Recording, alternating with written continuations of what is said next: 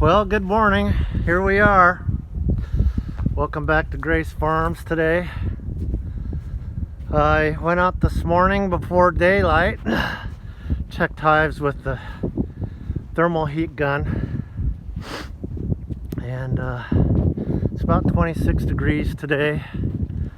And I'm gonna flip this around now. These three hives are still pretty strong. They still have a really good heat signature. Go over here. So the purpose of this video today is I've been watching everybody, all the big time bee YouTubers, and they've had commercial beekeepers on. Everybody's been talking about all the bees that are dying. So I don't know how my nucleus colonies are doing. I started out with 8 of them. Last time I knew, 3 of them were dead. But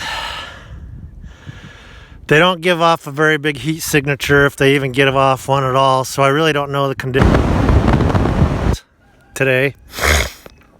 It's too cold to take the lids off and look in on them. So this hive here in particular, down below, the 2-story deep, I noticed the heat signature is getting weaker on that. So that tells me that my winter cluster is probably dwindling.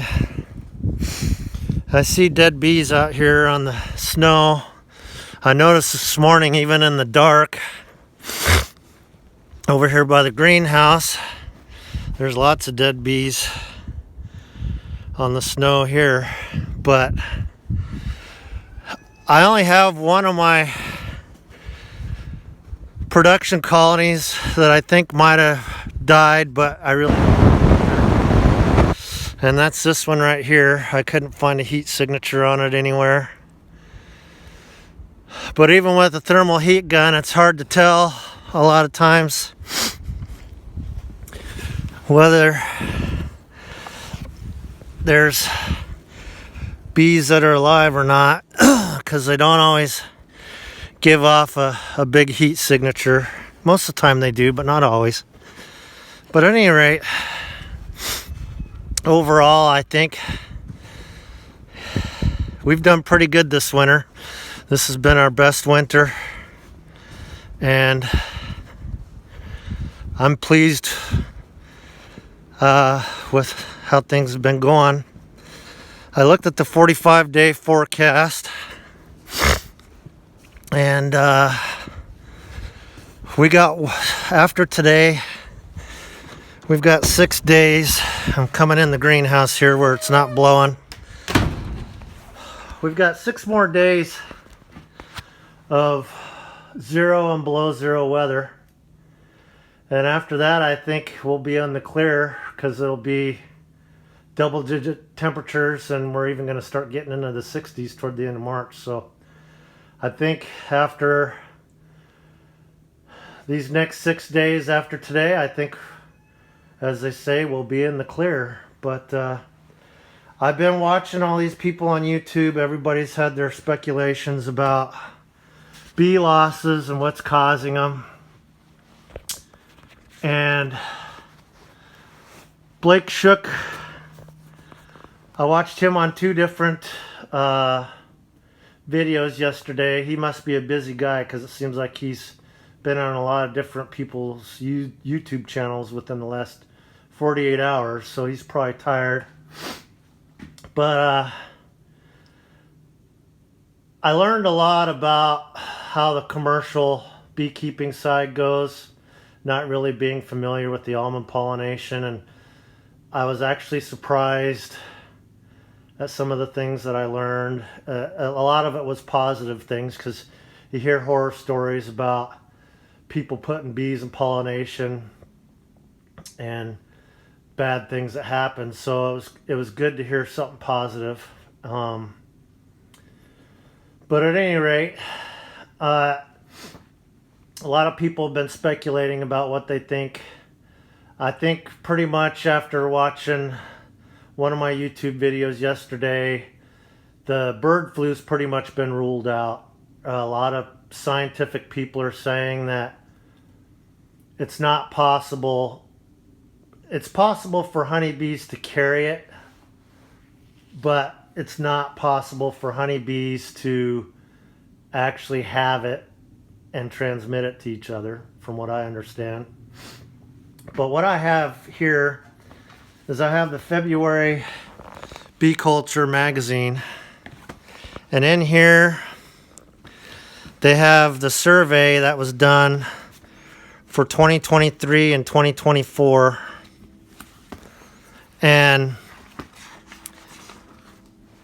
I wanted to show people this because I don't know if, well, first of all, I don't know if everybody gets Bee Culture magazine, but it's titled "The National Survey Indicates Higher Bee Colony Losses in 14 Years."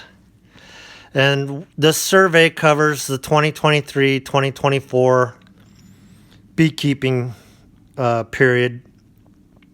And everybody participated in the survey, commercial, sideliner, and hobbyists.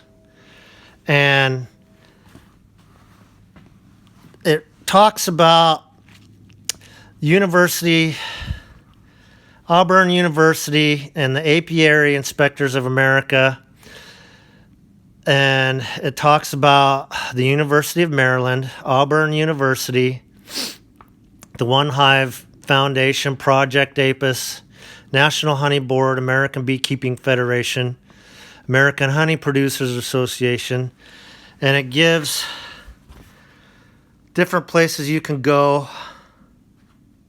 to look at all this. But the main thing that we have at our disposal that a lot of beekeepers previous didn't have, we've got more information at our disposal than ever before. We've got more products at our disposal than ever before.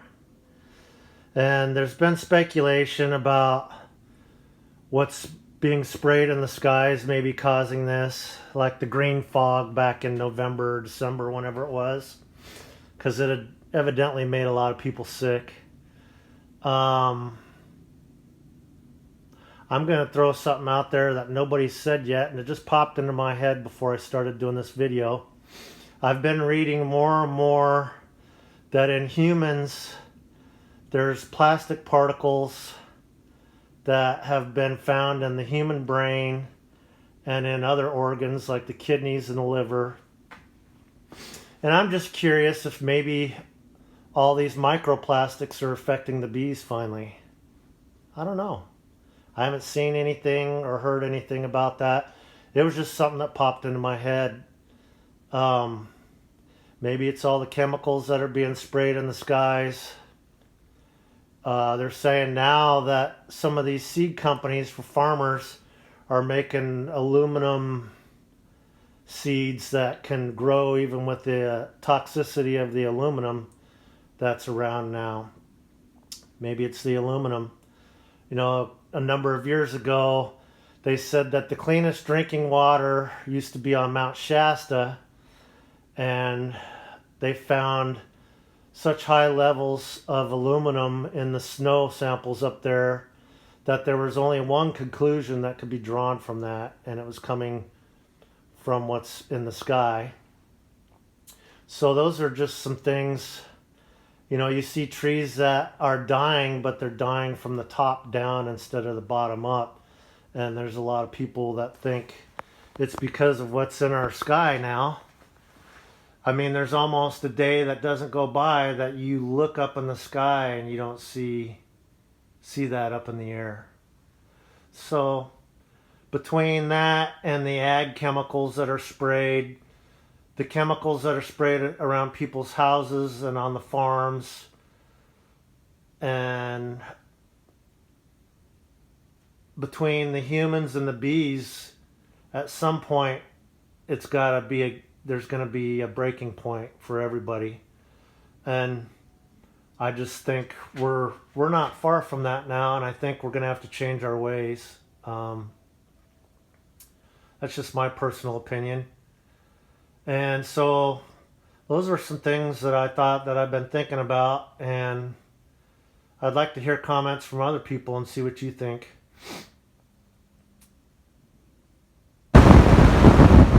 I'm a market gardener, and I also have bees.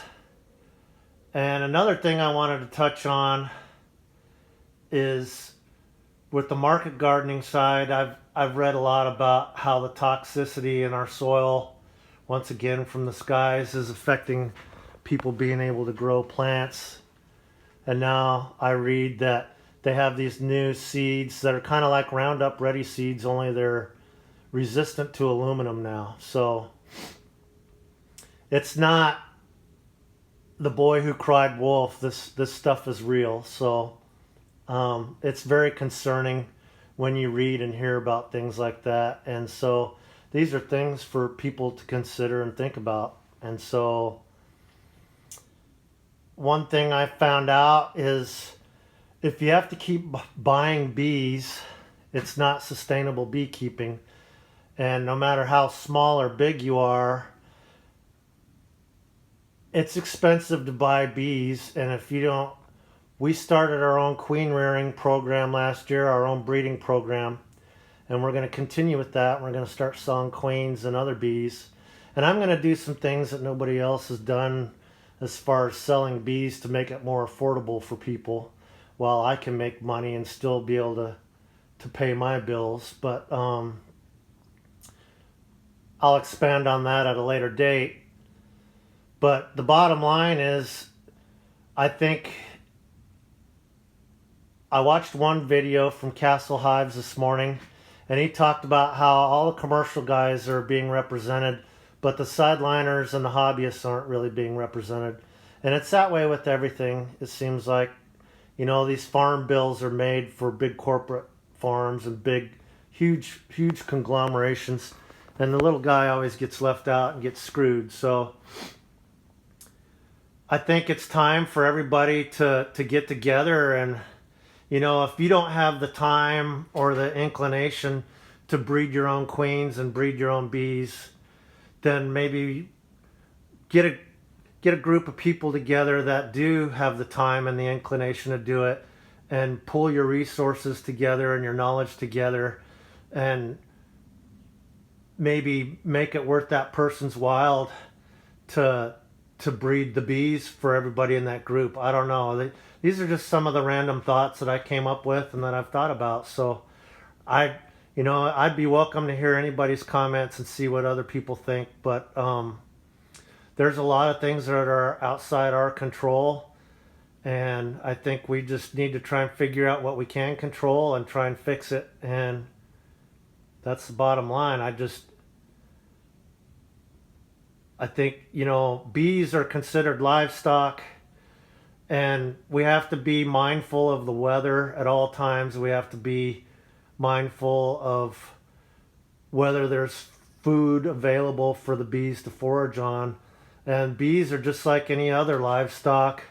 If you're in a drought and there's nothing available to them, you have to feed them. It's the bottom line. And if you're not willing to do that, then you shouldn't be keeping bees. You have to feed your bees. You have to provide water for them. You have to do what it takes to help them. You know, that you can't just set it and forget it and just let them figure it out on their own. It doesn't work like that. Bees are no different than any other livestock. So I want to hear other people's thoughts, maybe suggestions.